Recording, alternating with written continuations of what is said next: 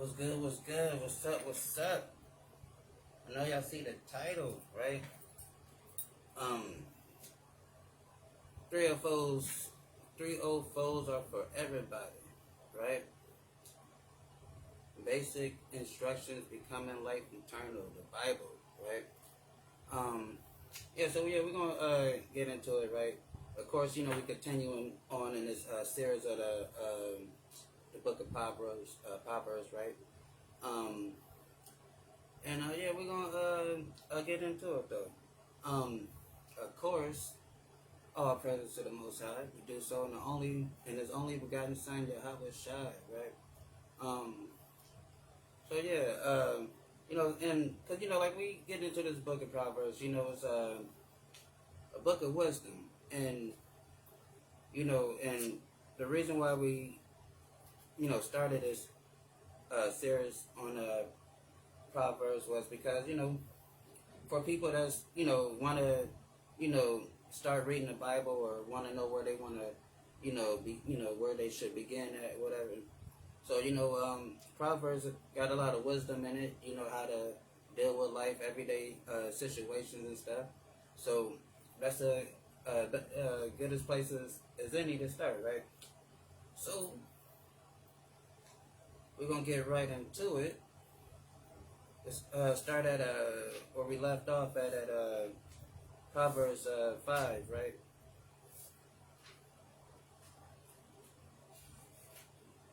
Proverbs 5.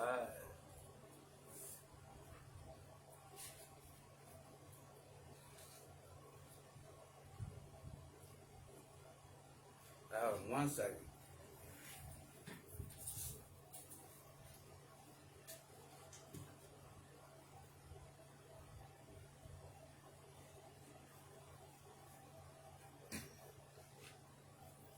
All right. So yeah, Proverbs 5:1, right? And start at the top. So it says, and so it's speaking on wisdom, right? In chapter 5, it's speaking on wisdom, and before we get into it, like we was discussing before, a lot of these proverbs or and the prophecies and stuff too, it's manifold. It can be applied in different situations, and so this is wisdom, as we have been reading, being personified as a woman, right? And so, but then as it being personified as a woman, and also we can also take the lesson from it, like this, men and women in general, a man and woman relationship in general, and how to pick the right woman, right? And how to stay away from certain women that might not mean you any good, right? So yeah, so just get right into it. So Proverbs 5:1 says, "My son, attend to my unto my wisdom, and bow thy ear unto my understanding, that thou mayest regard discretion, and that thy lips may keep knowledge." Right, and that's what we should do. We should keep knowledge. Always, be a person that got some type of wisdom about themselves. You don't want to be one of those people that's people think that everything is you're always going to say something foolish, right? So your lips should keep knowledge. Then it says that thou mayest regard. Okay, yeah. Then it says lips should keep knowledge, for the strange woman drop as honeycomb, and her mouth is smooth as oil, right? So again, this is talking, wisdom being personified as a woman, but also it's talking about how some women, not all, but some women, can be very tricky in their way of seduction, right? And it says, for the lips of a strange woman uh, drops as honeycomb, and her mouth is smoother than oil. So, speaking on these different religions and stuff that sound sweet to the ear, a lot of our people get caught up in these different philosophies and these, worldly, things, and it sounds sweet, and again, understanding that wisdom is being personified as a woman here is telling you that this worldly knowledge, these other falsely religions, that's considered a strange woman. That's considered one like a woman, a streetwalker type woman, right? These other false religions, right? And it says, but her end is bitter as wormwood, sharp as a two-edged sword, right? And wormwood is just a horrible condition, right? That's just, for lack of better terms, like it can range from just a horrible life to slavery, because wormwood is just bitter, it's just bad, right? And it says, but her end is bitter as wormwood, sharp as a two-edged sword, right? So, going along the theme of, earthly knowledge and, all this earthly wisdom that people want to attain, and, they go to school and get all these doctrines and all that stuff and certificates, for them, documenting that they're smart, right? It says, but her end is bitter as wormwood and sharp as a two-edged sword. So all these different philosophies that we may think is, is right, or it feels good, or, we may feel like, it made a difference in our life or whatever. But a lot of those things, like the Bible say, that there's ways that seem right unto a man, but those ways lead into destruction.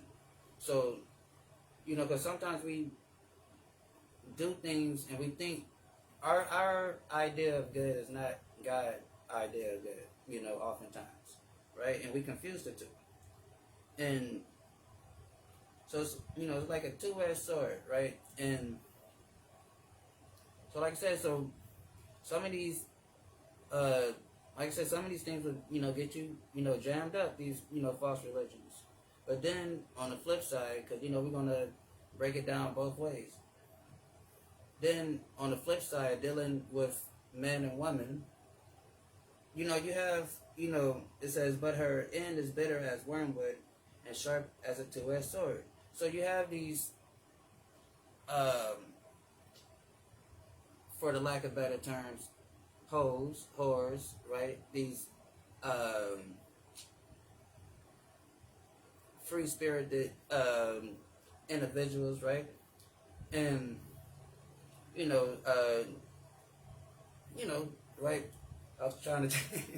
No, let me just get to the lesson. But so yeah, right? These, so you got these, women, right? So it's like more so,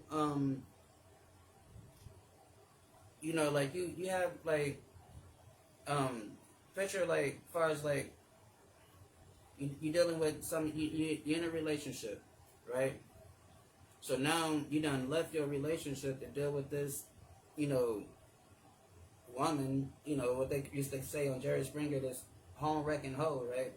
So now your wife finds out. You get a divorce, right? Then she ended up taking everything. Now you broke, living in a trailer somewhere, right? Because it says, you start from a 3, for the lips of a strange woman drop as honeycomb, and her mouth is smooth as oil. So, a lot of times men, they get so easily manipulated, through the art of seduction of a woman, right? And then, like what's that movie, Harlem Nights? When the little the driver guy got up with a old girl, Sunshine, right? He called his wife and told her, "Hey, I'm never coming home again," right? He threw his whole everything away for a little something on the side, right? And that's what a lot of people end up doing. They end up, there's a lot of people in divorce court, child support court, all because they had something on the side, right? And then that woman, decided to, feel to do whatever she felt was necessary, right? Um, and that's why you gotta be careful who you deal with, you know. And we're gonna get into all that. So it says, her feet go down to death. Her steps take hold of hell, right? So yeah, a lot of times dealing with these unruly women, right? And not all, some, because we speaking of those that fit the bill, right? A lot of times people get all sensitive and stuff and think we're talking about all, but we're speaking generally. But of course, we speaking about the ones that fit the description, right? So, it says her feet go down to death. Her steps take hold of hell, right? So, and of course, hell is, a condition. It's, this. If we all been in, if you're a man, right, you probably been in a stressful relationship with a demon, right? A woman that's just flat out this evil, right? And it's just bad luck, right? This, everything is just a struggle, or it's a fight, or it's a problem, right? And it's brings stress on you, right? I know there's one guy, I went to school with him. We graduated, right? When you graduate, you about 17, 18, right? This man was like going bald in his I don't even think we was all the way in our 20s. This man was losing his hair already, right? So stuff like that. It says her feet go down to death, her steps take hold of hell. Meaning, sometimes you can be with somebody that can just drain your energy, right? And can just weaken your spirit, right? And then, like I said, and just bring in all types of other demons, and now you got all types of stuff, in your life, all because of this individual that you chose to be with, right? And it says, lest thou ponder the path of life, her ways are movable, that thou canst not know them, right? So we all been with a shifty person, right? You can't she's this unfathomable, right? You can't figure her out. She hot, she cold. You know what I'm saying? Like one day one day it's like all magic, then the next day it's like, dang, it's all tragic. You know what I'm saying? It's like, what's going on, right? So it says, lest thou should ponder the path of life, her ways are movable, right? So it's like, a woman like that is just always in the wind. She always in motion. She always, like how that Erykah Badu song, Bag Lady, right? That's a deep song when you listen to it and understand it. Because a lot of women out here just straight bag ladies, that's always on the move, right? And, then bringing their, everything with them. Their baggage, right? Hold on, Salakia real quick.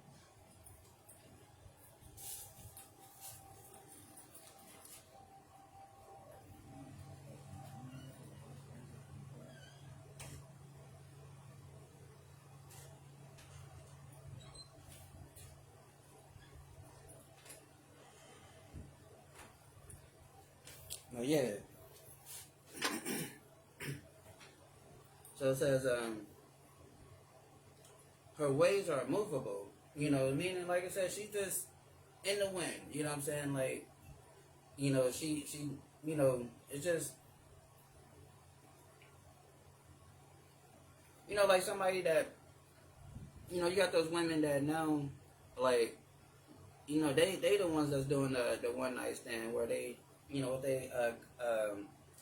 they'll have sex with a guy and won't call him again. Then the guy thinking everything all good, but she in the wind, right?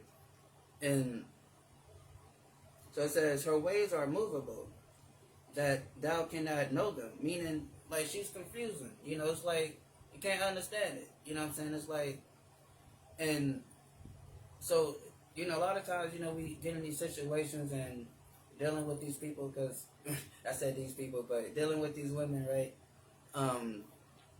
It's like, because, what people don't understand is like especially like how the female is designed. You know, the female design, how she's designed, like when she has sex with that male, she absorbs his energy, right? And this is scientifically proven. And but then what happens are, you know, in a lot of cases, and again, everything I'm saying is scientifically proven, right? I might be articulating it the way I am, but it is what it is, right? Um, but a lot of times, so they absorb, you know, their sexual partner's energy, and then, you know, so then throughout time in the society that we live in, that we tell everybody to have sex with as many people as possible, you know, before you decide that you know, all worn out now, right? So now you done had X amount of sex partners, and then you get with this one guy, then he's, you know, looking at you like, what does it say here? It says, lest thou ponder the path of life, her ways are movable, thou cannot know them. So now he's looking like, what is wrong? Why is she so messed up? What, you know, and then it's just that built up trauma. And then, you know, a lot of times, you know, like I said, so all that different energy from different experiences, you know, and that kind of, you know, messes with the psyche of the woman, right?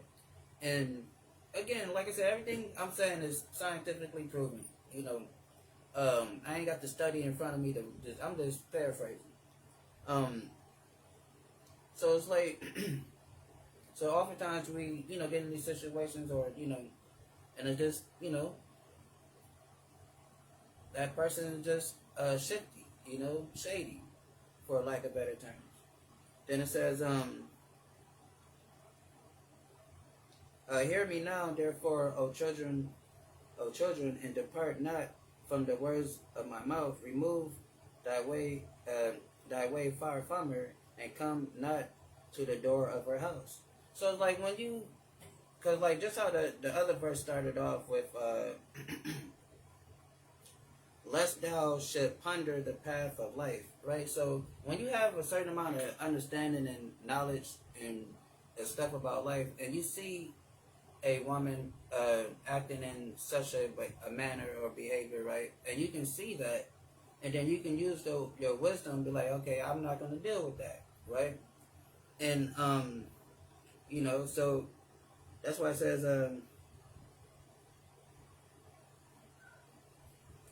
remove thy way far from her, and come not die in the door of her house. So meaning, if you notice a problem or you see that problem, you know, don't go head first into it if you already see it's a red flag or something. You know, like, alright, don't, like it says here, don't even go into the house. Meaning, don't even deal with it, right? Then it says, and that will stop a lot of stuff. A lot of times people, what they say, Captain Save-A-Ho, right? Mugs be trying to change people or try to fix things. And then oftentimes it end up being very detrimental to that person that's trying to fix it, right? And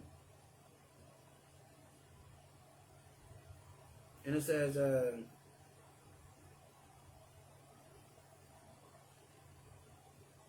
lest thou give thy honor unto another, and thy years unto the cruel, right?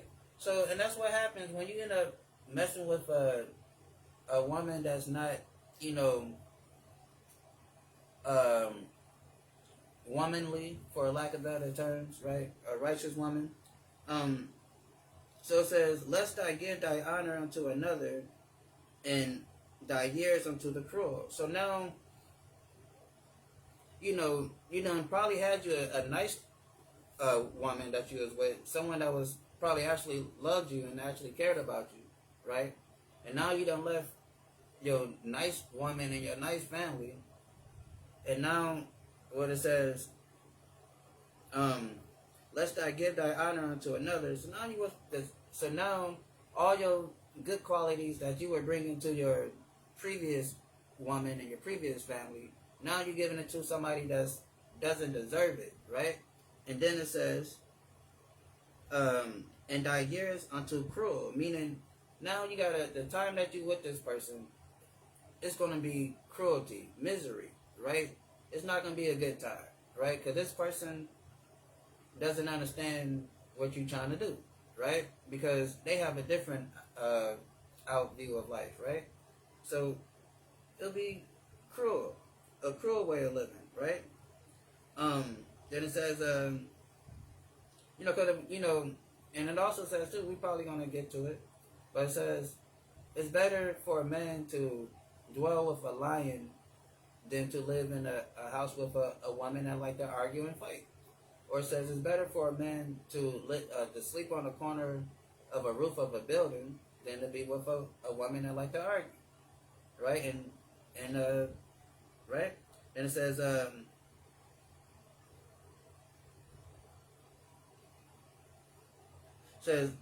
and thy years unto cruel, lest lest strangers be filled with thy wealth, and thy labors be in the house of strangers, right?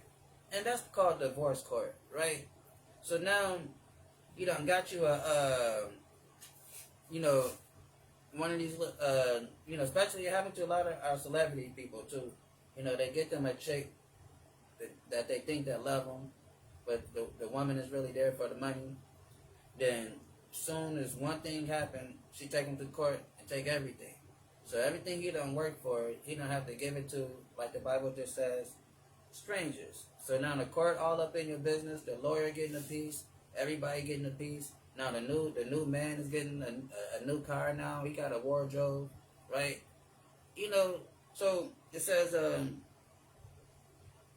lest thy strangers be filled with thy wealth, and thy labor be in the house of the strangers, right? And that happens sometimes. Well, 50% of the time, how they say the divorce rate is, right? And that happens because a lot of times, men and women, we don't know how to pick, right? We don't know how to pick a mate, right? And a lot of times we end up, we wonder why we're in certain situations. It's because it's the person that we pick. And then we don't want to take the responsibility and say, you know what? Maybe it's something in me that allows me to keep picking the same type of person, right? So, and we don't think that way because we'd rather blame that person that we felt that, that caused us harm or whatever, versus, like, how do I keep finding this same type of person, right? Then it says, and thou mourn at last when thy flesh and thy body is consumed. And then, because basically, so, you're dead, you done got to pay alimony, you got to pay child support, you got to pay whatever, pay for your house and the other house and all that stuff. And shit, now you dead, And it says, so it is like, and thou mourn at last when thy flesh and thy body is consumed. So meaning, you gotta pay alimony, you gotta pay child support, you gotta whatever the cause may be for that, whatever the infraction is for that, whatever the court say, right? Whatever the problem is. Then it says, and thou mourn at last, meaning you're gonna be caught up in so much hell, so much drama, so much stuff. You're not even gonna have time to even just sit back and reflect on it until you die, right? Until you land in your grave, and that's when you're gonna have to be thinking like, damn, that was rough. How many? We know a lot of people old people, like that, that been in relationships, right? and that relationship is probably toxic, right? And then we know for a fact that that person done uh, literally, worried that person to the grave or stressed them to the grave, right? It happens, right? And that's what we're reading. And it says, this person be so stressed out, he can't even think about how stressed out he is until the day he died. And that's what it'll be like when you end up dealing with a wicked woman. And you make your bed with it. A lot of people is on child support complaining right now, mad because they decided to put their thing in something that they wish they haven't did. But on the flip side, only if we had knew how to look at the red flags and identify them. And then, like it says right here, don't even go to the door. Don't even deal with it. But we deal with it. And now we have all these issues, right? That we call baby mama drama, baby daddy drama, right?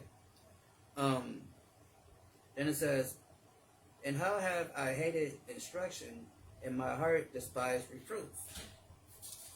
Well, hold on. And say, how have I hated instruction, and my heart despised reproof, and have not obeyed the voice of my teachers, nor inclined my ear to them that instruct me.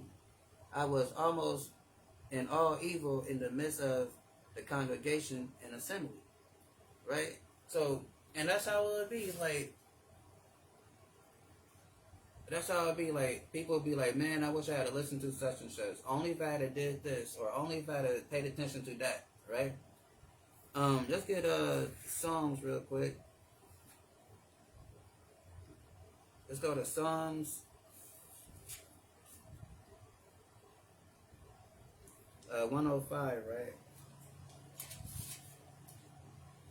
Psalms 105 and let's get 17. Psalms 105 and 17. It says, he sent a man before them, even Joseph, who was sold for a servant, whose feet died hurt with feathers. He was laid with iron until the time that his word came, the word of the Lord tried him. And the king sent and loosed him, and the ruler of the people let him go free. And he made him lord of the house and ruler of his substance, right? So think about this, right? If we recall the story of Joseph, Joseph was in Egypt, doing his thing in Egypt, right, before he became the man, right? So one of the people he was working for, their wife, tried to seduce him and try to come up on him. She was, constantly pressing him. So if you remember the story, Joseph ran up out of there. He shook it. He ran. He literally turned and ran on her. That's how much he didn't, he feared the Lord and did not want to commit adultery and mess with another man's woman, right? Because he saw the wickedness in this woman, because her husband is off doing whatever he's doing, right? So now Joseph, being a young man, right? Now he could have fell to his urges, but he didn't do that, right? So, so he, like I said, he took off and he, and he ran, right? And because he didn't, fall for that temptation, and then, as it says, the king sent and loosed him, and the ruler of the people, and even the ruler of the people, and let him go free, and he made him lord of his house and ruler of his substance, right? So now, again, so if he had slept with that woman, and that man found out, he would have died, right? But he had the wisdom to get up out of there, and he ran.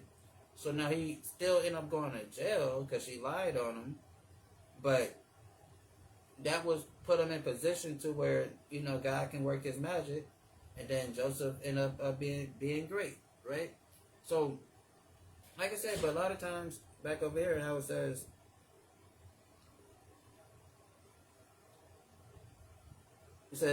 I was almost in the evil, I was almost in all evil in the midst of the congregation and assembly, right? So you have to, like, because sometimes you're going to have urges or you're going to be tempted, right? You strolling on Instagram and you seeing all that stuff, and then if you're scrolling on Instagram, you're seeing all that stuff, then that's the problem right there. You got to change your algorithm, stop liking all those pictures, right? Then you won't be seeing all the little booty pics and all that stuff, right? So, temptation, right? And it says, verse 15, drink water out of thy own cistern and running water out of thy own well. Meaning deal with your own woman, right? Don't be trying to have sex with everybody, girl, and I seen her with him, so let me go see if I can get that. I'm gonna keep it real. That's borderline kun si kun sa, all right? And like Kanye West say he married Kim Kardashian because he seen a tape with her and Ray J. That is kun si kun sa, right? If you're looking at a woman and desiring her because she's with a man, that is very questionable behavior. You should go see what Diddy doing on, she got visiting, where his visiting hours is, right? If that's the type of stuff you like, right? That's crazy. But you have a lot of people that enjoy sleeping with other guys' women. Then you have a lot of women that enjoy sleeping with multiple guys knowing that they supposedly have a guy, right? So it says, drink water out of thy own cistern and running water out of thy own well. Meaning, you don't need nobody else. Like, you got your woman, or, if your women's, if you, got more than one wife. So, you don't need nobody else's woman, right? You shouldn't be looking at nobody else's woman like, oh, yeah, I'll do something with that. That's crazy, right? Because it says, drink water out of your own cistern and running water out of thy own well, right? And again, understanding that these proverbs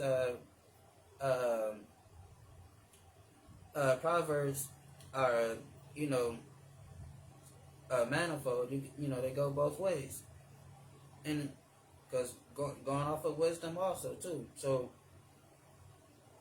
we shouldn't be following other religions and other philosophies and trying to learn the way of the mean, what I'm saying, or trying to see what Buddha and them do and try to figure out how I can pose my leg this way and do my arm that way and all that, right? We shouldn't be trying to learn all that stuff, right?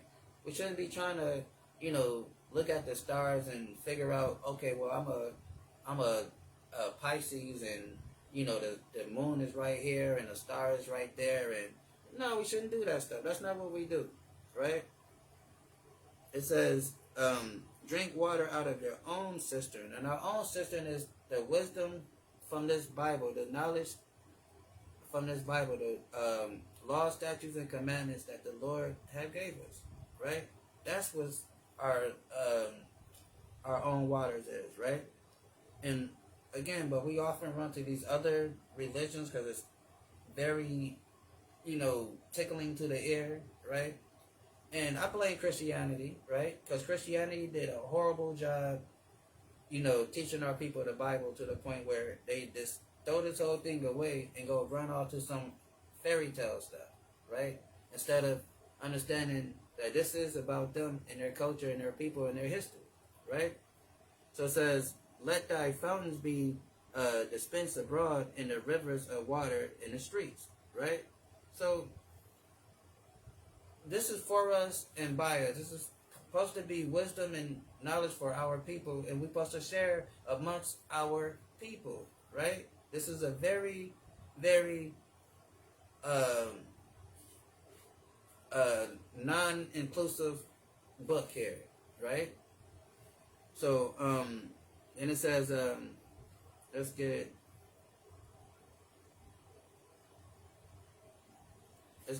John, right?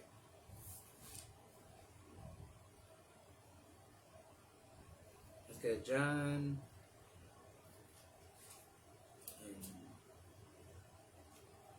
Let's get John 7, right? And it says,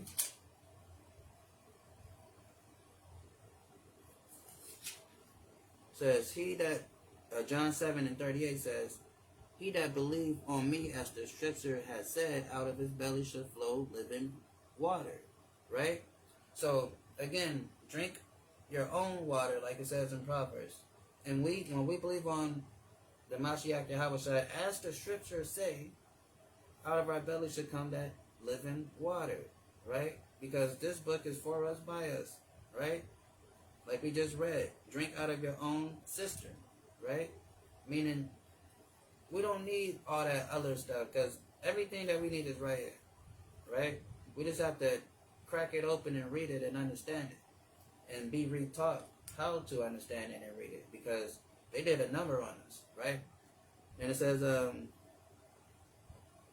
let's get John, what I want.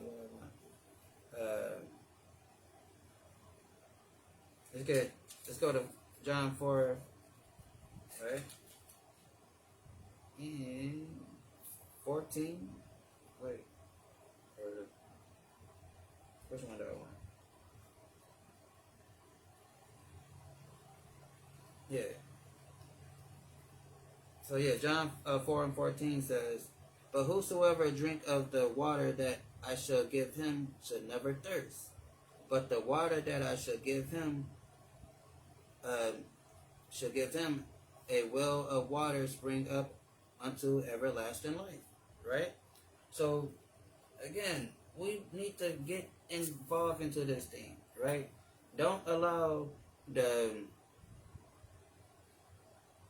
false teachings of Christianity and all these other religions to deter us from our culture and our understanding, the wisdom that God gave us, right? And the culture that he gave us, because you have to understand, and we covered this before, but I'm going to paraphrase it and try to, I don't want to be too long-winded, but like I said, we already just said this, everything in this book is pertaining to us, the Israelites, right? And only time this book ever,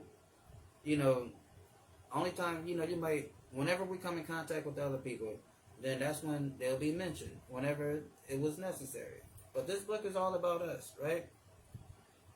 Several places you can read in this book that tells you that he is the God of Israel and none else, right? Several places you can read in this book where it tells you that other nations have their own gods that they worship, right? But Israel is supposed to worship him. It tells you that, right? But we don't know that because we've been taught that this is for everybody, but it ain't. It's only for us.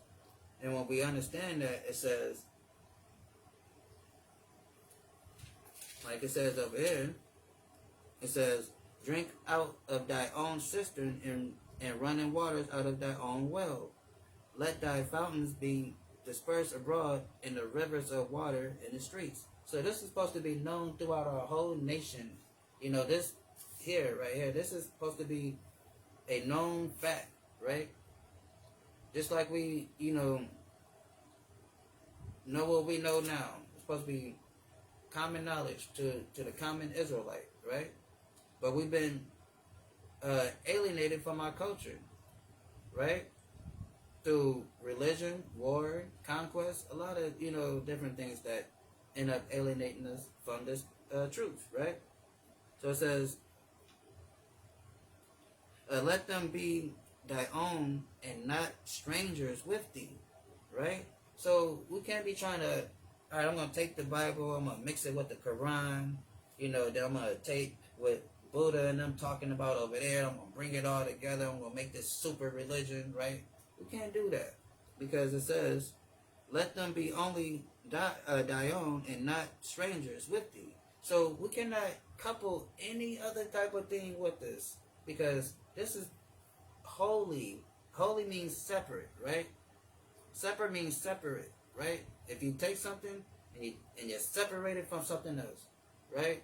So this is supposed to be separate from any other type of anything, right? It stands on its own, right? So it says, "Let thy fountain be blessed and rejoice." Hold on, let me read it. It says, let them be only thy own and not strangers with thee.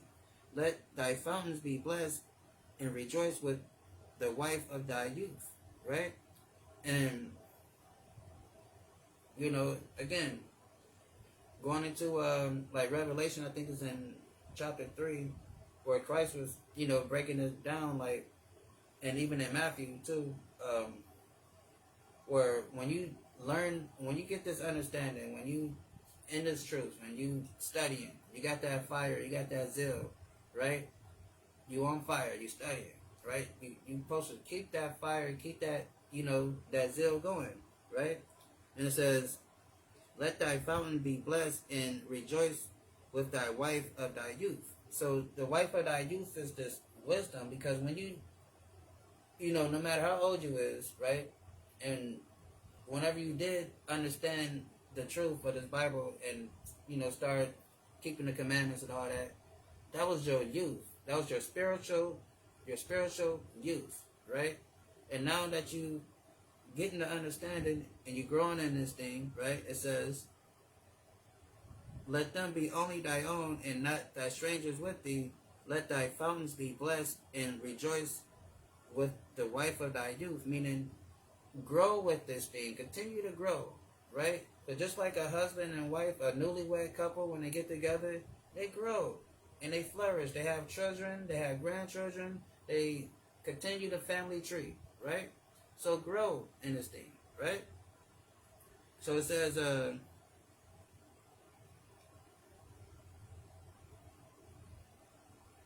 let her be as the loving hen and pleasant roe. Let her her breast satisfy thee at all times, and be thou ravished always with her love, right? So the Bible get a little X-rated, right? So it's saying let her body always be pleasing to you. Let her always turn you on, right? And that's how it's supposed to be with this Bible, with this truth. You're supposed to always be excited to learn about the truth, to learn about God, right? To learn, right? And I think a lot of times the excitement goes because you hear people say, "Well, I don't talk about religion, I don't talk about politics, right? I stay away from those things," right? That's what people have been trained to talk. But no, we should talk about those things, right? So that's how we get a understanding when we talk about these things. That's how we can put things to the test, right? Put it to the fire to see does it stand up, right? So we should talk about these things. What the problem is, you can't talk about it with emotional people that is not emotionally mature to have the conversation. That's what should be said, because a lot of people are not emotionally mature to have the conversation. That's why the conversation can't be had. Not that it's a conversation that shouldn't be talked about, that's so personal. It's just that people are so emotional, right? So it says,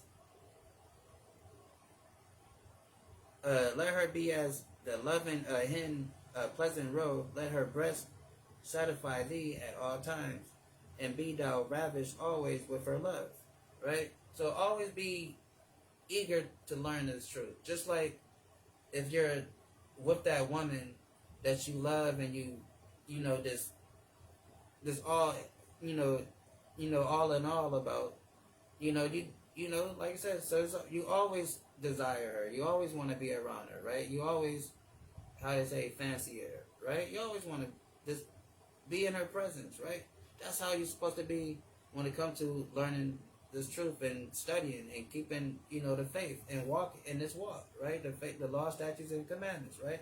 In the faith, right? So it says, and I will thou my son be ravished with and why wilt thou, my son, be ravished with a strange woman, and embrace the bosom of a stranger? For the ways of a man are before the eyes of the Lord, and he pondered all his doing. So it's like when you got a woman that loves you and care about you and taking, you have, all the the stuff, right? You know what I mean? Like when people be like, man, I can't believe dude cheated on her. Like, why would he cheat on her? Like when the Celtic coach, Iman Adoka, he's on the Rockets now. When he cheated on Nia Long, everybody lost their mind. Like, oh, dang, I can't believe he cheated on Nia Long. What is wrong with this man, right? So, it says,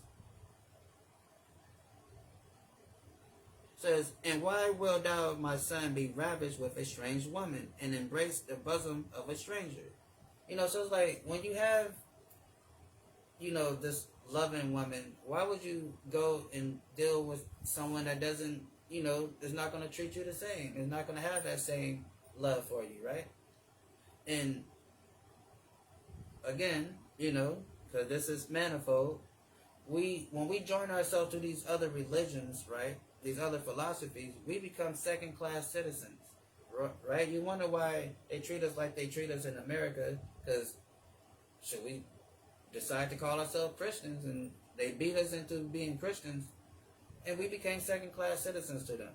And if you don't understand that or believe that, there's something called the King Leopold letters you can go look at. And we actually did a video on that where we read the King Leopold letters and all that, right? And then, what else? There's other sources too that speak on, how the Roman Catholics and the Spanish Empire used Christianity to enslave the world, right? Think about this, right? Is there a reason that, look at the Christianity they gave us here in America, that slave plantation offshoot Christianity. That's what they gave us, right? You go to church on Sunday, you still getting that good old plantation, don't piss master off sermon at church every Sunday, right? To think about this. America, Christian nation, right? They, beat everybody to be Christians over here, right? They go to church, right? They, when they officials get sworn into office, they put their hand on the Bible, right? So, they gave us a watered down version of the Christianity that they practice. They don't practice the same Christianity that you practice. Why I say that? When we talk about what we're talking about, how the crimes that they have done to us, like, oh, well, they did this, the white man did this, they had us in slavery, they hung us on trees, they did all this stuff, right? It would be somebody that say, hey, that was a long time ago. Like, gotta get over it. Like, come on, man, get over it. Like, just get over it, right? That's what they'll tell us. And then we'll think about it and be like, that was a long time ago. I shouldn't be angry at them for them doing these things to me. Even though they never apologized or fixed the situation, me being a Christian, I don't think God want me to be angry at them. That's the Christianity they gave us. But the Christianity they practice is, when 9/11 happened, they bombed everything over there in Afghanistan and Iraq. And they prayed to God to do it. And they thanked God after they did that. That's the Christianity they practice. Right? Pearl Harbor happened. When the Japanese people dropped the bomb on Pearl Harbor, they said their little prayer. And they killed thousands over there. And they thank God after they did it. That's the Christianity they practice. But they tell you, oh, well, that was a long time ago. You can't be angry. Like, what, and we believe it. You talk to the average, I was talking to somebody today, talking about the evils of these people. Conversation didn't last too long because they couldn't hear me talk about master long enough, because in their psychology of their brain, they thinking master gonna overhear it and he gonna come and kill everybody on the plantation. It's built in fear, right? But they are allowed to extract vengeance on whoever they want to extract vengeance on, and still go to church on Sunday and call themselves a Christian, right? That's what they do. So it says, "And why wilt thou, my son, be ravished with a strange woman and embrace the bosom of a stranger?" And that's what we have done when we set their philosophies and their way of life. Embrace a bosom of a strange woman that God never told us to do. Because God gave us laws, statutes, and commandments. That's what he told us. He didn't give us religion. Right? Then it says,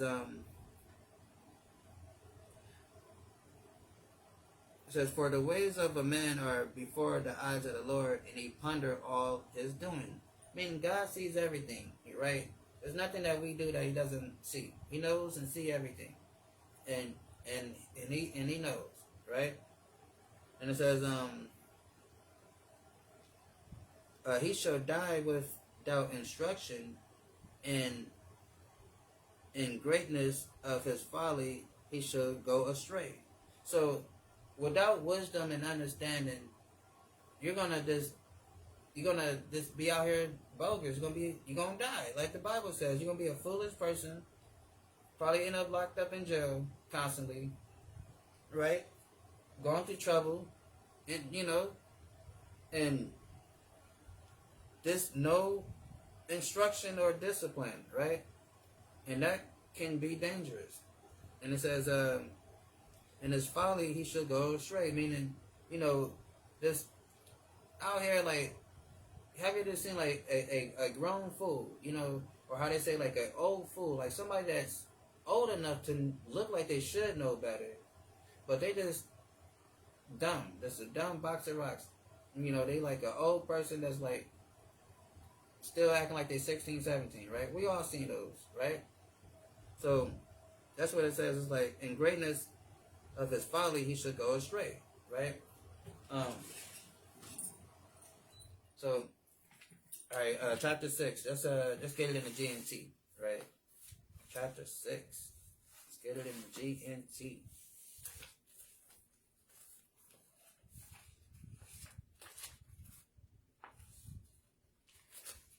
So this is Proverbs chapter 6 in the GNT, right?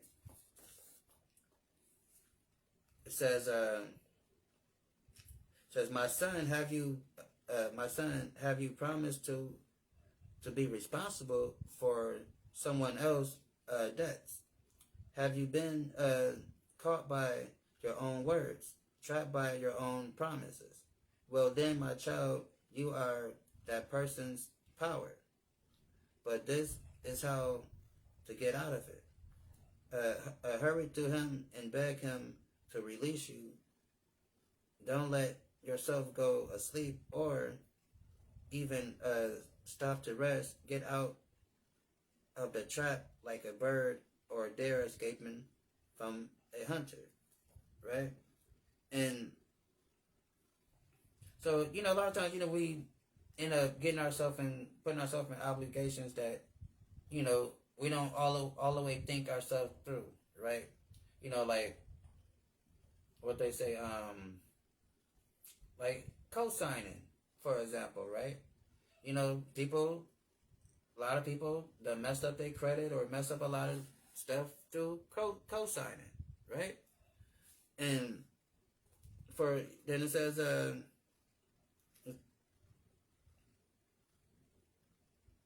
me read it over here too. It says, "My son, if thou surely for thy friend, if thou hast stricken thy hand with a stranger, art thou snared with the words of thy mouth? Art thou taken by the words of thy mouth?" So again, that's why you gotta watch what you say, because people be talking so fast and they just say stuff and they end up putting themselves in situations where people be like, you said that, you know what I'm saying? And so now it's like you done found yourself like got to take on the burden of that problem, and it wasn't even your problem, but because of your words or lack of understanding and wisdom, you put yourself in a problem, and now you got to deal with the problem. So it says, do not let yourself go. Okay, right there. It says, a lazy people should learn a lesson from the way the ants live. They have no leader, chief, or ruler, but they store up food for they store up food during the summer, getting ready for the winter. How long is the lazy man going to lie around? Right? So it's saying that ants, they all and Christ, spoke about this too. So you can learn a lesson from the ant, right? And that's the thing. We be caught up in our world. We don't understand. We can just look at nature and just learn a lot. And ants are very busy, insects. They always constantly working and doing everything they do is for the betterment of their colony, right? And they always working, always eating, and it's all for the greater good, right? And it says, oh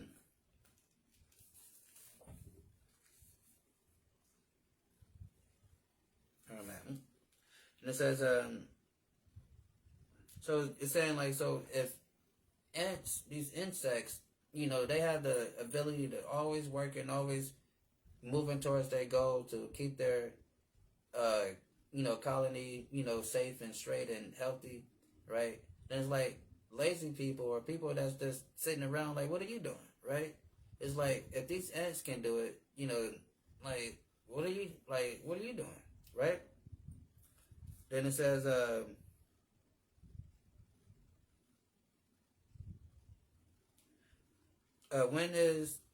when is he ever going to get up? Just take a short nap, he say. I will fold my hands and rest a while, right?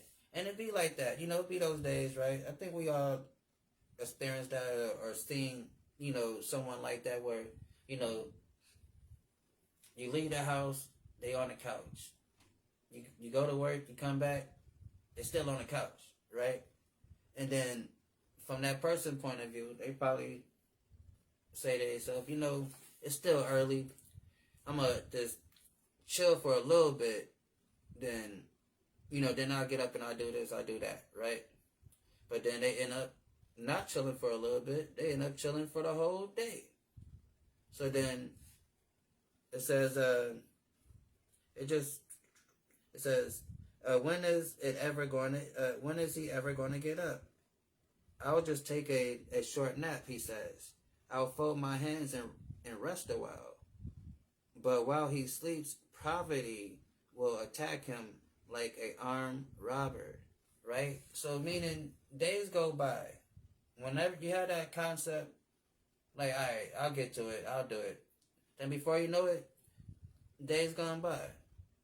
And now you just in poverty, right? And all those ideas and wishes and dreams and stuff that you were thinking about, I mean, they done expired, for the most part, right? So it says,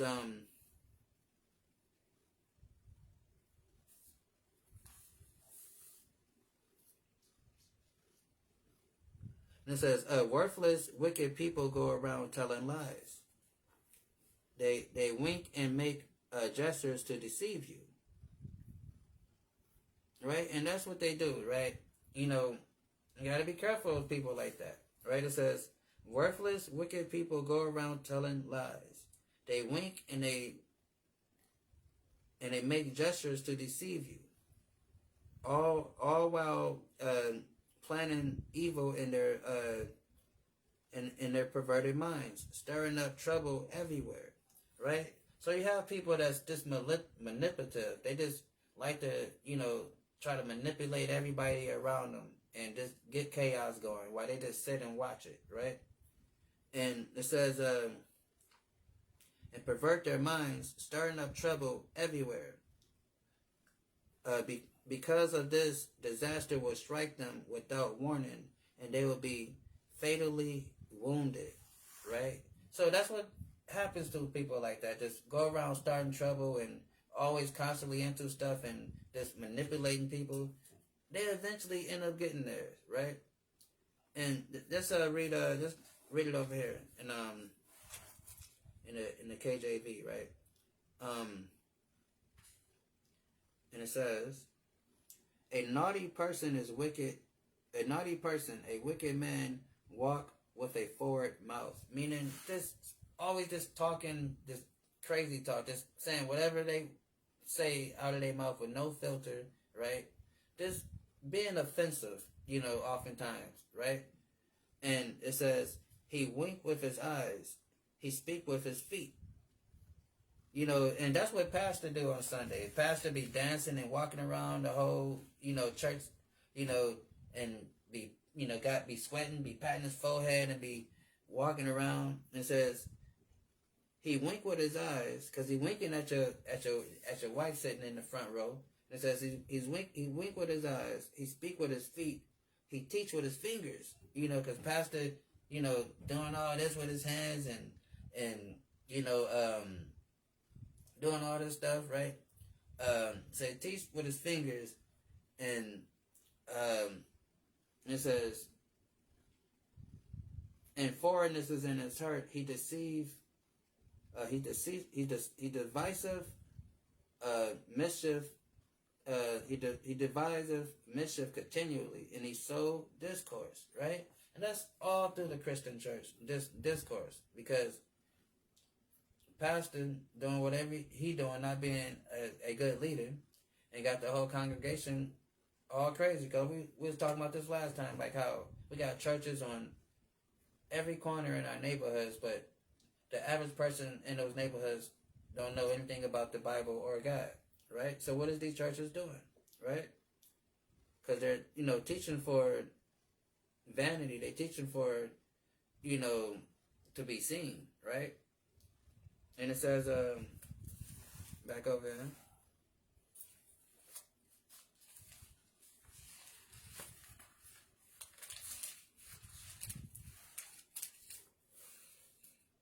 So it says, and there are 7 things that the Lord hates. Because everybody talk about, well, God doesn't hate.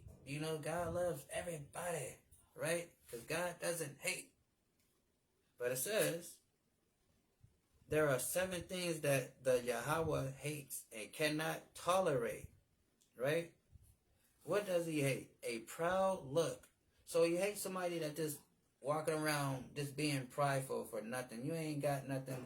And the reason why I add that part, you ain't got nothing part, because we can read that in Ecclesiasticus, where he also says he hate a proud person that don't even have nothing, but they walking around like they got something, right? That's why I said it like that. That's in Ecclesiasticus. But this is basically the same thing, so that's why I threw that in there. So it says, a proud look, a lying tongue, right? There's somebody that's always just lying, a compulsive liar, a habitual liar, right? There's somebody that's always just lying. You can't trust a word that come out their mouth, right? Then it says, and hands that kill innocent people, right? A murderer, someone that just goes around just thinking about killing people, and a violent person. And it says, a mind that think of wicked plans, feet that hurry off to do evil, a witness who tells one lie after another. A false witness. You hate a false witness. Somebody, we see all those false witnesses. What we call them? Karens, right? Karens are false witnesses, right? And the Lord says, a false witness who tell lies after another, and someone who stirs up trouble among friends. So that person that is always gossiping, being a talebearer, always telling you what one friend said about the other friend and all that stuff. God hates it, right? God hates those things, and God hates those people. Because we ain't going to just say, oh, well, God hates the sin and not the sinner. That's not what is being said here. It says 7 things that the Lord hates and cannot tolerate, right? And it says, son, do what your father tells you, and never forget what your mother taught you. Keep their words with you always. lock in your heart. Their teachings will lead you when you travel, protect you at night, and advise you during the day. Their instructions are shining light. Their correction can teach you how to live. And that's what these commandments do. They teach us how to live, right? And we're reading Proverbs, which is a good book with wisdom that give us good instructions on how to live, right? And we couple that with keeping the laws and statutes and commandments that God has given us in the faith, right? And then it says,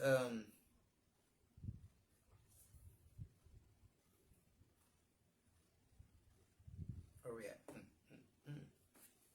Says, and keep their words always locked in your heart. Their teachings will lead you when you travel, protect you at night, and advise you during the day. Their instructions are shining light. Their corrections can teach you how to live. It can keep you away from bad women, right? So that's the thing. It's like,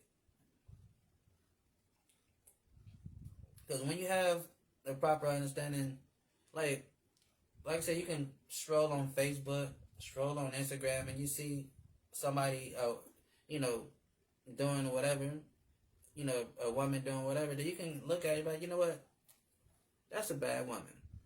Because you have the understanding and knowledge to say, okay, I know what type of trouble that comes with that woman, right?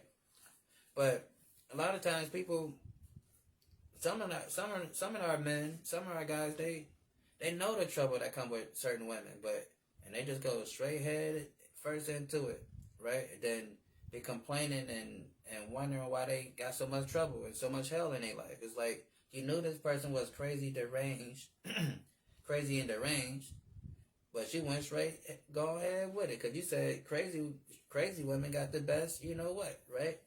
That's what people be saying. But now you in the court crying, right? That she done took everything and got you out here looking crazy, right? So it says,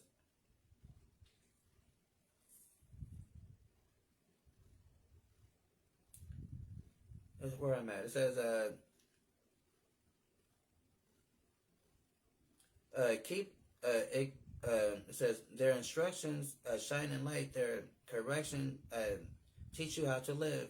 It can keep you away from bad women, from seductive words of other men's wives, right? Because sometimes, like I said, you got those women, because the Bible says don't spend much time with another man's woman. Like me, if I know a woman got a man, I'm not going to be sitting around her, and she got a man. That's crazy. Because she can say anything or anything can happen, and I don't want to be around for it, right? So I don't put myself in those situations. But you have guys that would entertain other guys' women, right? And that's off. That's not, that's not what you're supposed to do. So you're not, now there's a difference if y'all all hanging out together, you're having a conversation and all that stuff. But okay, you talking to her, she say, I got a man, and you still, entertaining and trying to talk, and no, that's going off, right?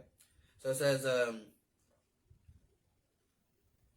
but in a society, that's what goes on, and everybody does it like it's normal, like it's cool. But like I said, like you want to, like the Bible says, stay away from the appearance of evil, because again, you can be out. For example, like this girl wanted me to go to the store for her, right? Because her husband wasn't around. So she said, meet me at this by the it was like a little metro station, right? So then I'm like, well, I thought about it. I'm like, well, cause I know her husband, the people at the metro, they know him.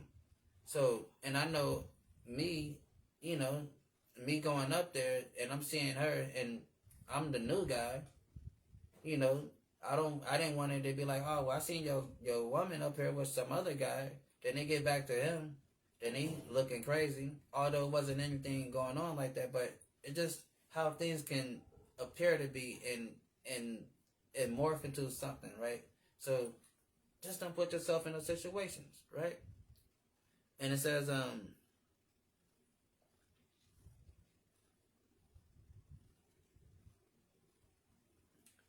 it said, boom, boom, boom. Where am I at? It says,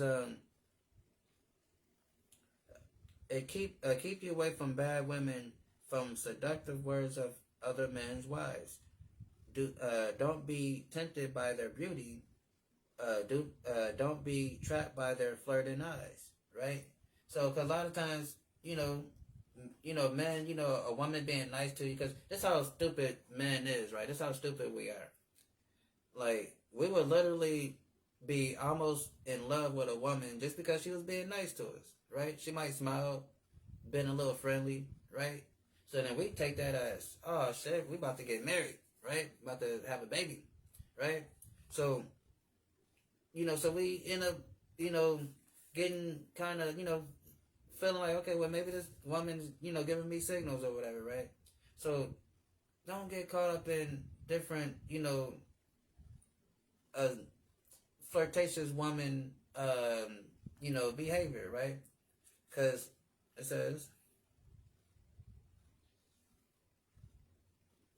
don't be tempted by their beauty. Don't be trapped by their flirting eyes.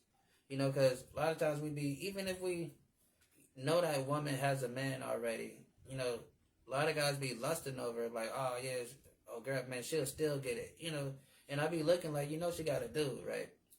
And now, if you know, I love Rihanna. Rihanna is, Rihanna, I love Rihanna. But when I found out that Rihanna was messing with a dude, I stopped looking at Rihanna like that. After, well, she married, and she got, 2-3 kids. So, but the average person won't do that. The average person will be like, yeah, I'll still get that, But no. So, I have to put my love for Rihanna on a to the side and push it down in the hole. So yeah, right. Where I'm at. So then it says,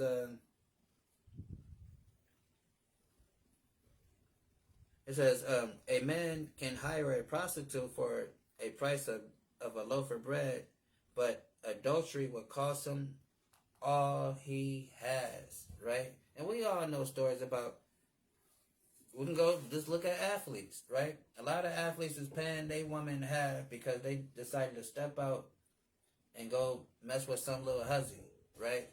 And now they got to pay they woman half. They done lost everything. Done lost the house, the dog, the car. She took it all, right? And that's how it be. It says a man can hire a prostitute for a price of a loaf of bread, but adultery will cost him all he has. But not that you should be out here buying prostitutes neither, but it's just saying that, a man that buys a prostitute, he spends that money, right? But then if you end up committing adultery with this woman, that destroys not just you financially, but your mentally, your life, because now perhaps you got children with that woman. So now, whatever, the availability of seeing those children is probably going to change now, right? So it's a lot of stuff that come into that, when it says that, but adultery will cost him all he has, right? So that's encompass a lot of stuff, right? Then it says, can you carry fire against your chest without burning your clothes? Meaning, can you, because a lot of times we try to play the game so close, we try to, kind of, tiptoe through fire, right? And thinking that ain't nothing gonna happen, like, I ain't gonna get caught. If I be very, very careful, maybe if I do this or I do that, right? I'm not gonna get caught, right? But it says, can you carry fire against your chest without burning your clothes? Meaning, can you really?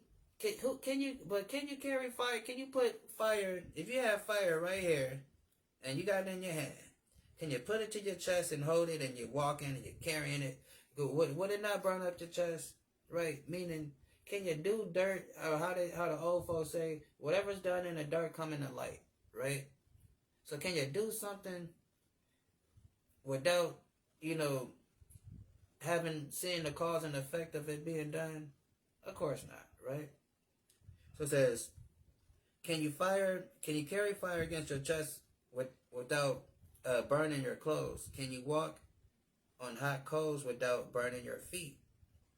It's just as dangerous to sleep with another man's wife. So, a lot of times dudes be trying to play like, all right, well, they call like, hey, is he gone yet? You know what I'm saying? Then, the nigga leaving out the front door, you creeping into the back door, right? But then it be them times where the guy that's creeping out the front door, he left his keys. So now he coming back in as you creeping into the back door. And now your ass getting carried out with a stretcher. Because he done went berserk and laid down everything in the house, right? So it says,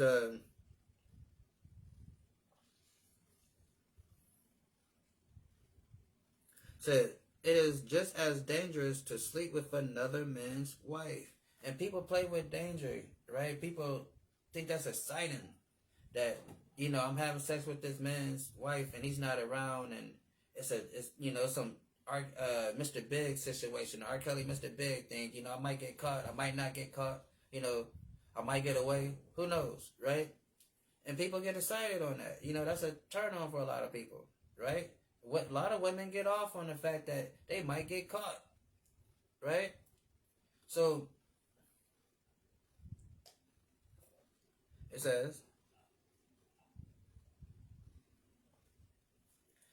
it is just as dangerous to sleep with another man's wife, right? A lot of people died that way. The penalty for adultery is death, right?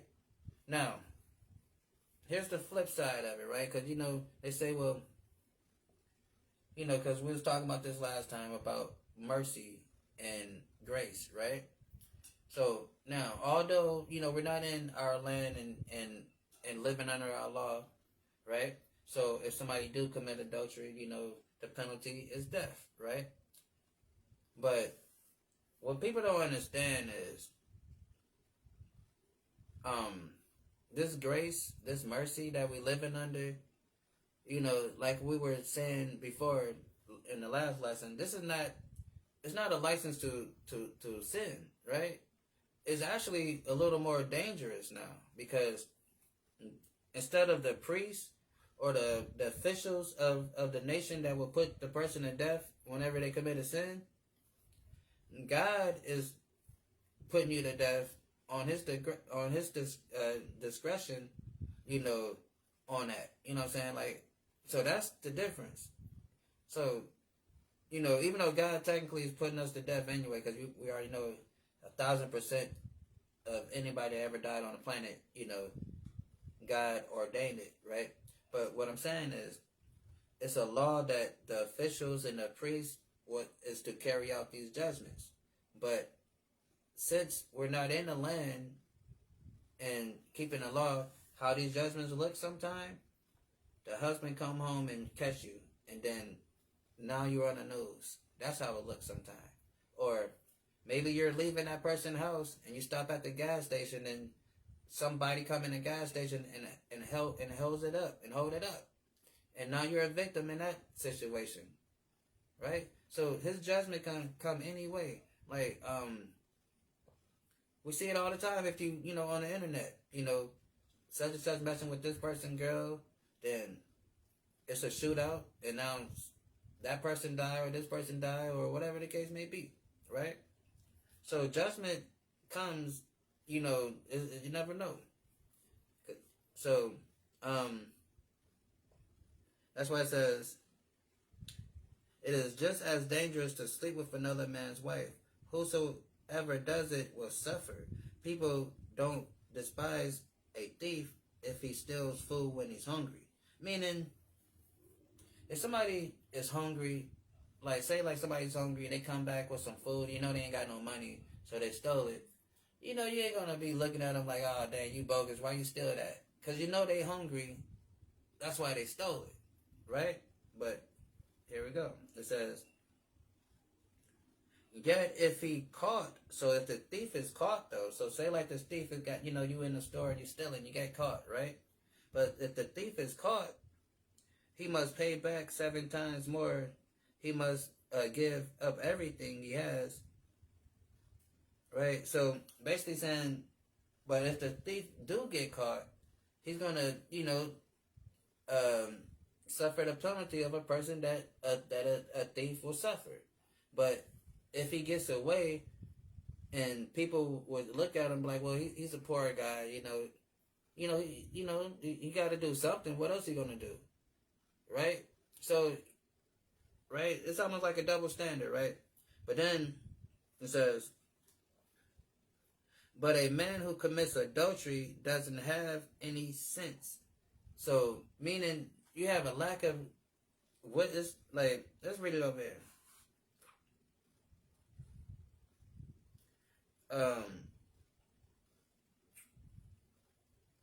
It says, but if he be found, he shall restore sevenfold, and he shall give all the substance of his house.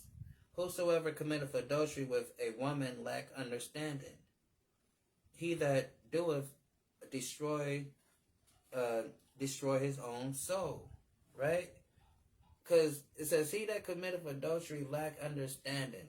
Why? Because you're going off your lust. You're going off of your, emotions, and you're not even looking at the whole everything, the whole what can the ramifications that can happen, right? You're just thinking with your little head, right? And like it says over here,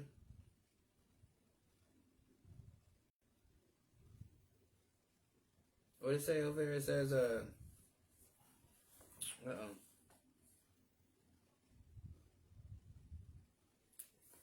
you love it.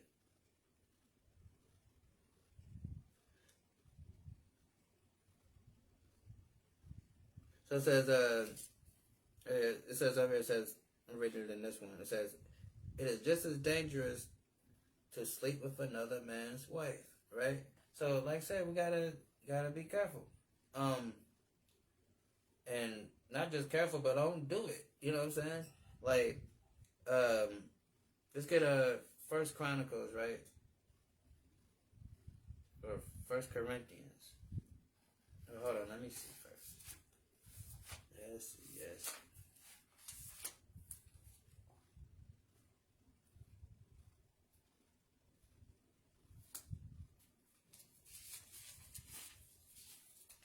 That's what I want.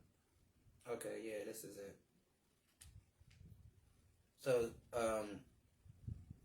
First Chronicles 5:1, right?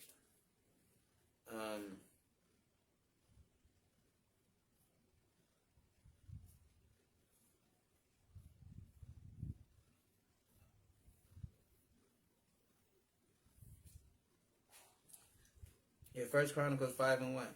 It says, it is reported commonly that there is fornication among you, and for much fornication is not much for much as name among the Gentiles, that one should have his father's wife. So, here in the city of Corinth, where Paul was writing, it was fornication going on, and it was, occasions where sons was having sex with their father's women, with their father's wives, right? And that's fornication. You don't have sex with your father's woman, but that people do that. Or you have, the father trying to have sex with his son girl when his son ain't around. His son is out, so he's trying to flirt with his son girl. We don't do that, right? But but in this society, you have people that do that, and that's sick, right? So it says, and ye are puffed up and have not rather mourned that he have done this deed might be taken away from among you. Meaning, and the people know that this guy is messing with his father's wife, and nobody said anything. They're not condemning him. They're not stopping it. Just like oftentimes we would see something in our community, and we'd be like, "Well, it ain't my fault." We know that this person is doing this or that, and we're like, "Well, it ain't my business," And but the Bible says you should put away the evil among you so it don't spread. So whenever we turn our eyes to stuff and act like we don't see it, it becomes, the norm. We become desensitized to it. Then we end up becoming to the point where how we is today collectively, right? And so back over here, it says, let's get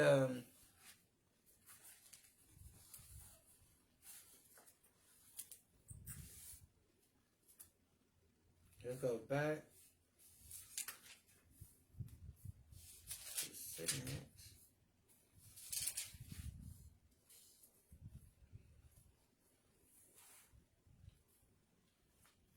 And let's get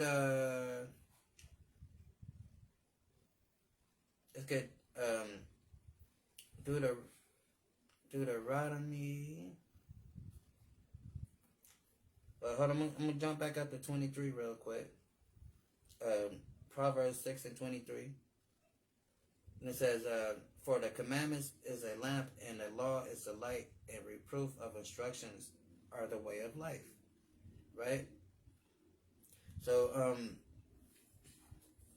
and that's what these are. The commandments are, the way of life.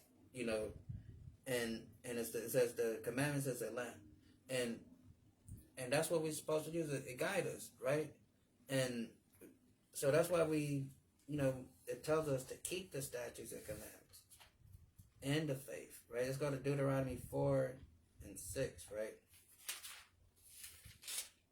I know we kind of talked about, we read the, 23 already, but wanted to hit a couple of these precepts real quick that I forgot to go through real quick.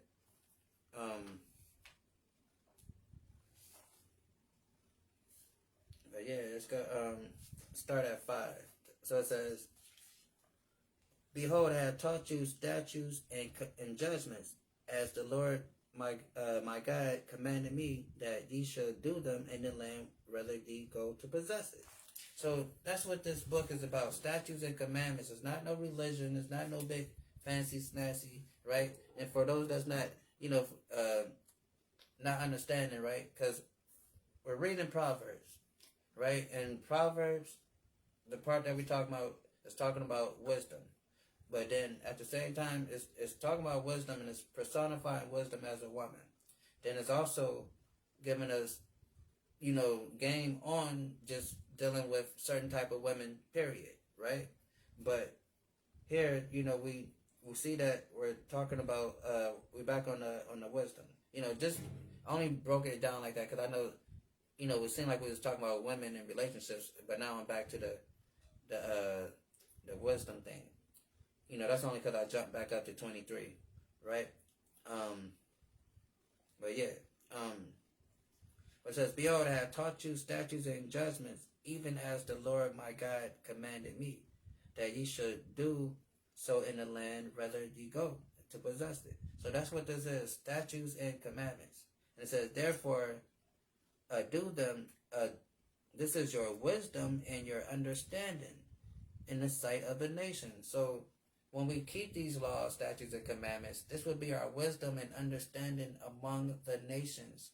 Cause a lot of, I tell people all the time, like, all you have to do is keep the commandments, and God will open up your understanding and minds to what's going on, right? Like 9 years ago, I didn't know the stuff I know, but I started studying, then he, like I said, he gave me the understanding. Like he gave a lot of people the understanding. Right? So, and that's what, it says, therefore and do them, for this is your wisdom and your understanding in the sight of the nations, which shall hear all these statutes and say, surely this is a great nation, is wise and understanding people. So that's why what we read earlier says, drink water out of your own cistern, meaning keep our own culture, keep our own, don't try to keep up with everybody else's culture and trying to incorporate in that. Our stuff is great. Our stuff is so great to the point that if we do it, the whole world is going to look at us as them niggas over there. We need to be like them. Like, we need to get with, like, what it say? Therefore, behold, I taught you statutes and judgments, even as the Lord my God had commanded me, that ye should do them in the land whether ye should go to possess it. Keep therefore and do them, for this is your wisdom and your understanding in the sight of the nations, which shall hear these statutes and say, surely this great nation is wise and understanding people. For what nation is there so great, who have God so nigh to them, as the Yahweh our God is in all things that we call upon him, for, right? So he is our God, our power, right? And the other nations is going to see us in our wisdom, in our glory, and they're going to know that, like, wow, they have a real, true God that they follow, and we're going to, and that's the purpose. And that's how we become the light to the Gentiles. That's what's going to make the other nations want to know what's going on, right? And, we covered all that before, but, so, then just go back,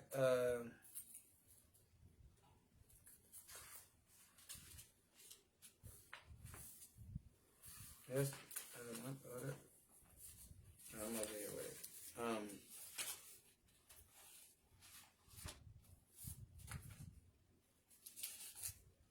And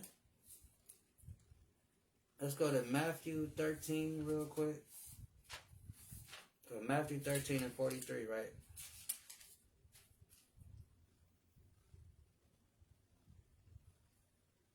That's what I want, right?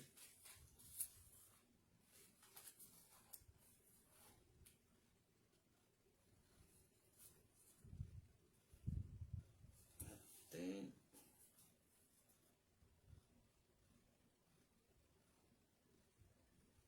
Yeah, okay, yeah. Matthew 13 and 43. So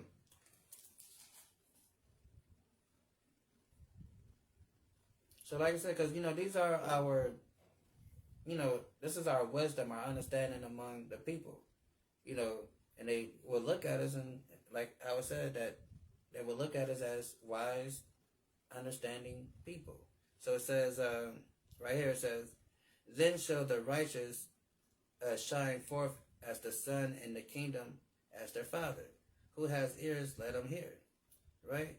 So, and, so that's how it's going to be. We're going to shine forth, just like the Father has promised. When we read Isaiah, when it tells us it's going to give us the light to be, to the Gentiles, meaning the wisdom, the knowledge, the understanding.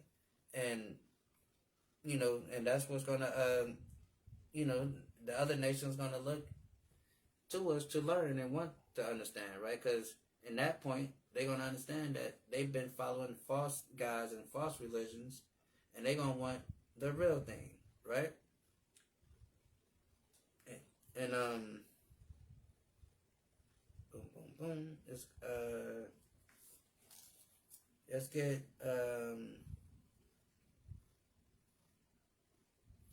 get Job 5 and 7 real quick. Job 5 and 7.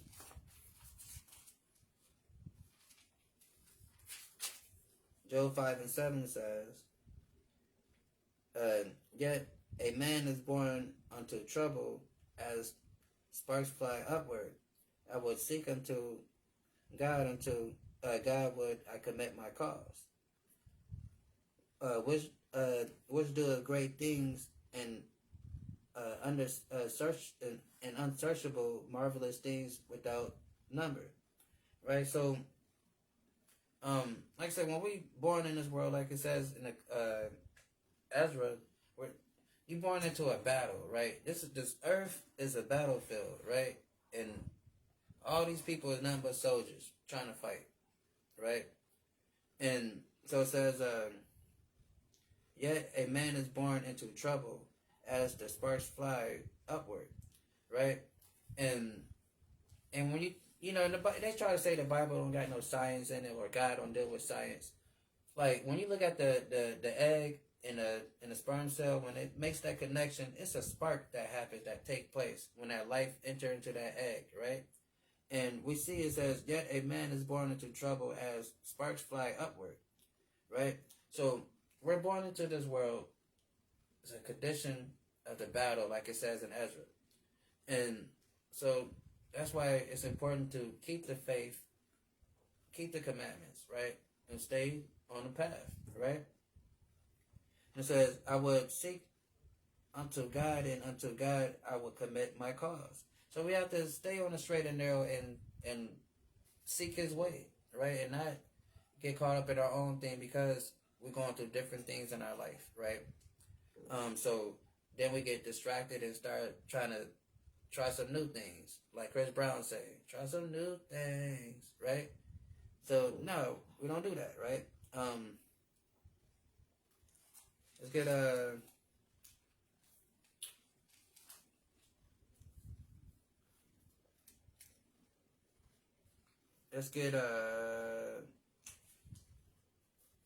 let's get Lamentation. Let's get Lamentation real quick.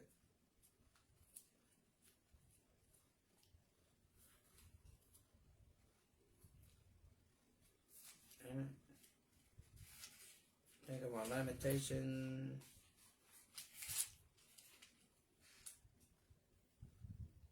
Which one was it?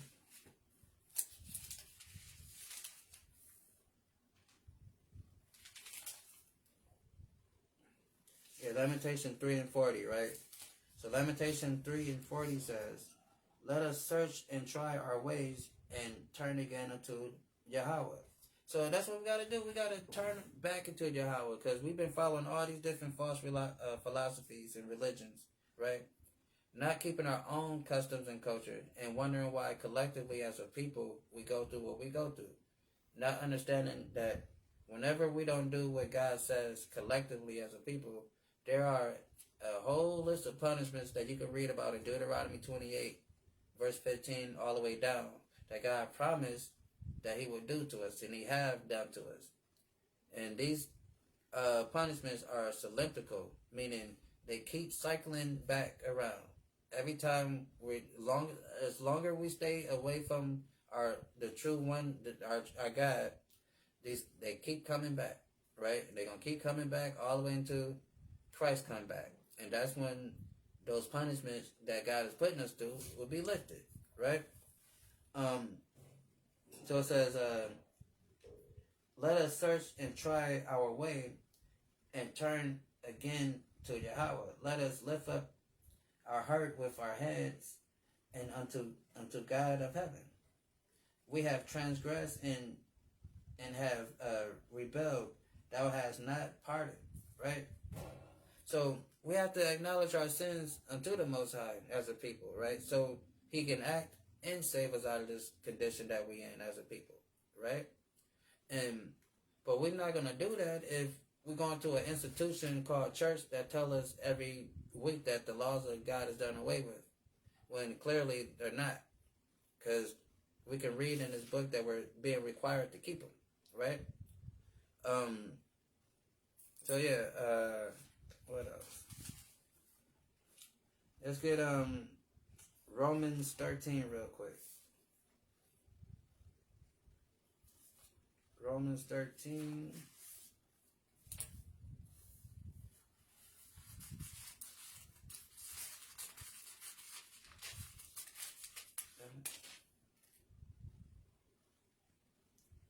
Romans 13 and think it was at 11. Hold on, wait.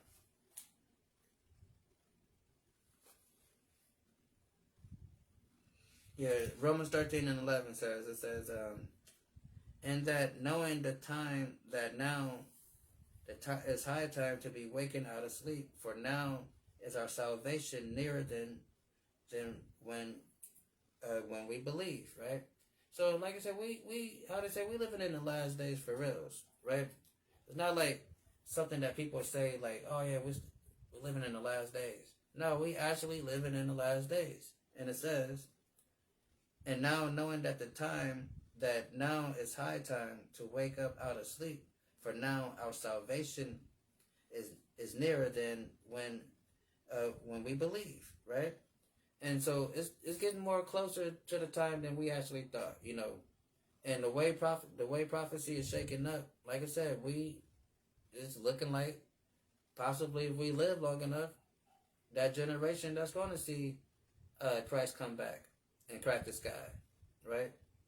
With the millions and millions of his angels with him, right? We might be them people. The way how everything is shaping up.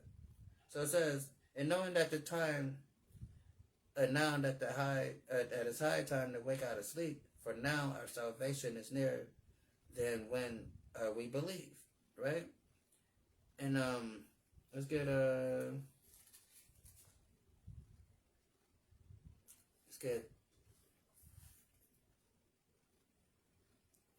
Psalms real quick.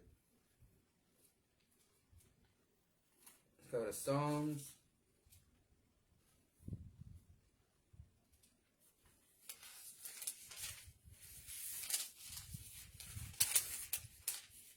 Let's go to Psalms 1 and 2. It says, we'll start at 1. It says, blessed is the man that walk not in the counsel of the ungodly, nor stand in the way of the sinner, nor sit in the seat of the scornful. So don't be that person that's, just surround themselves with negative people and they just got a bad crowd, just a whole bunch of just rough individuals, right?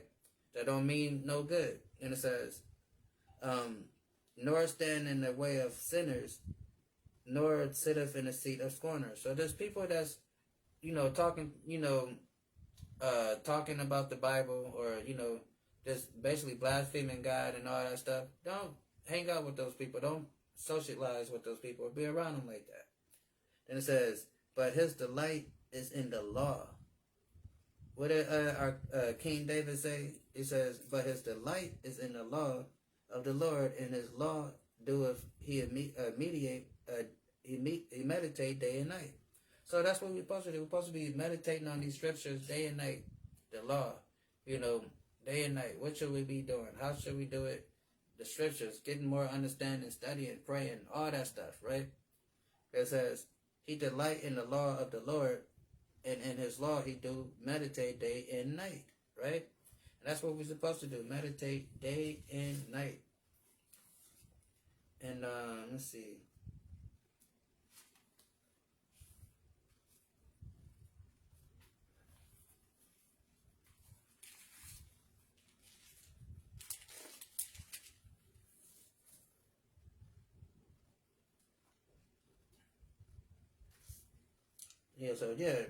So that's it on that. I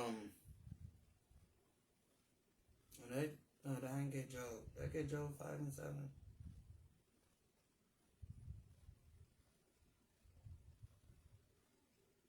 No, I don't think I did Job. Hold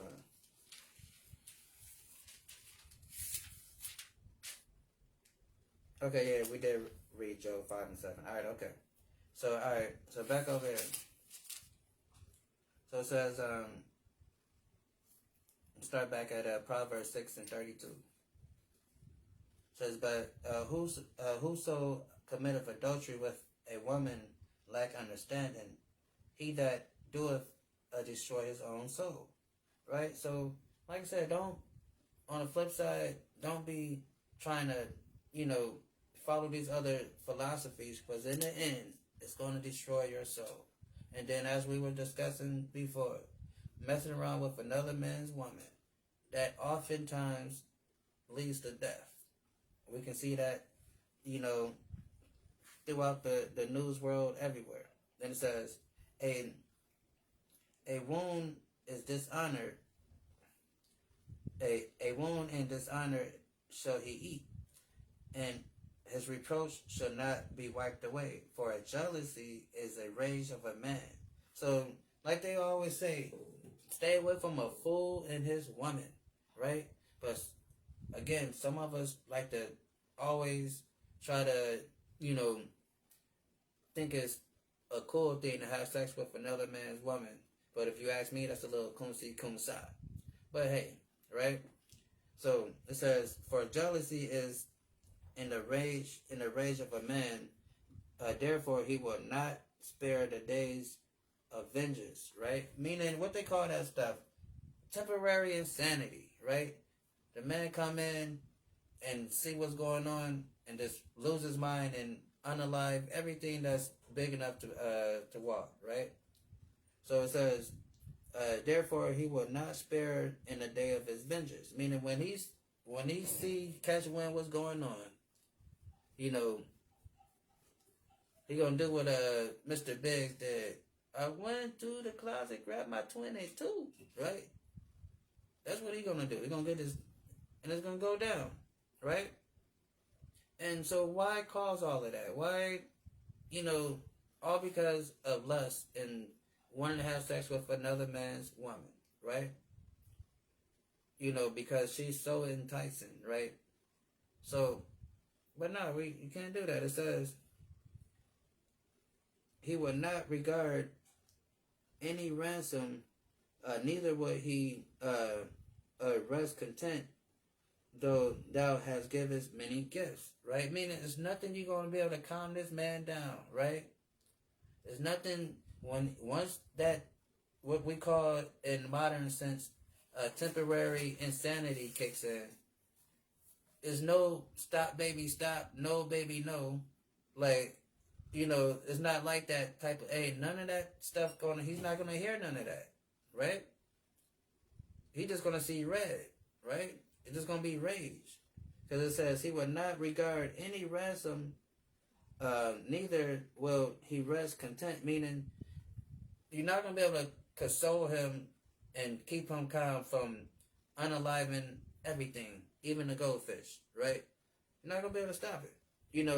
Especially if you're dealing with a man that's crazy, deranged, right? Because you didn't know this man was crazy, deranged, right? You just thought that I can get a little side penis. He's at work. He's not going to do anything. But then you didn't take in count that this man was crazy and deranged. So he came back and unalived everything, right? Because it says, he would not regard any ransom, neither will he rest content, meaning you're not going to be able to console him. And though thou hast given many gifts, no matter how much you try to beg and plead with him, that temporary insanity, as they call it, is just going to be what it is, rage. And so why go through all that? All because you want to sleep with another man's woman, right? Or all because this woman can't contain herself, right? Because her husband is at work for how many hours, and she just needed something to do, right? So why? But again, we live in a society where stuff like that is normal. Everybody think it's cool to go through stuff like that, right? We got to get out of that thinking, right? So hopefully this was edifying, going through this Proverbs chapter by chapter, verse by verse, I title it in such a way because these two chapters was, talking about such a thing, right? So we're going to pick it back up at, chapter 7 and all that cool stuff next time. So again, of course, shalom. Peace. Hope it was edifying. And I'm out.